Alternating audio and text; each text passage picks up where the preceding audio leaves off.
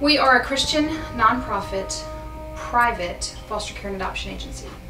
And we are contracted with the state of Texas to recruit, train, and license foster and adoptive homes.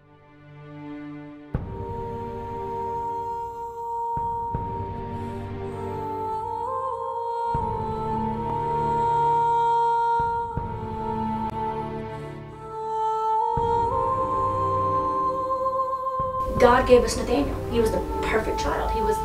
And we had to fight for Nathaniel. His name is Nathaniel. We fought for him. And then that was rewarding in and of itself, of feeling like, I don't want to say we didn't rescue him. Everybody says we did this great, wonderful thing, and I don't agree. I don't think we did that great, wonderful thing. I think God blessed us with Nathaniel. We didn't bless Nathaniel. My title is actually Associate Clinical Director of Family Home Development, which really doesn't mean anything to most people. I recruit, train, and license foster and adoptive parents. The work that I do here feels like a ministry. It's not just a job.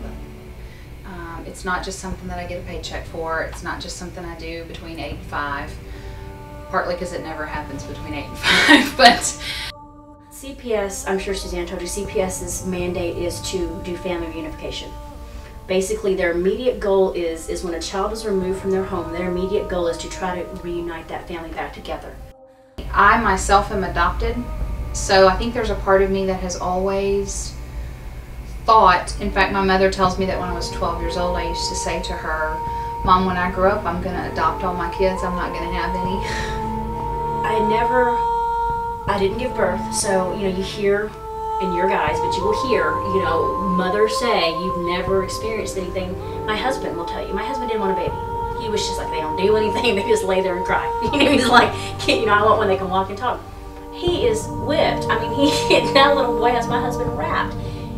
But one of the stories that I wasn't involved with that really, every time I've ever heard anyone say it almost makes me cry, is there's a sibling group of 4 sisters that were Hispanic, and one of them, the oldest, was 15 and had given birth to a child that she was pregnant with because of incest in her family.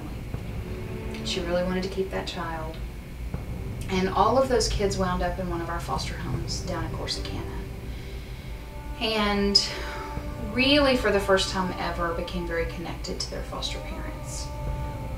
Mom and Dad were from Mexico and weren't legal citizens of the United States, but they had the same rights to come back and argue and fight for their kids. Now she's having to take the stand against her parents and answer this grown-up question. And she looked the judge, and it was a jury trial, looked the judge and the jury in the eyes and said, "Family's not about who you're born to. It's about who loves you, who takes care of you, who's there when you're sick, who's there when you have a good day at school." Ultimately, the judge did not allow the parents to have any rights or any part of a decision in moving those girls to live with some aunt or uncle in Florida.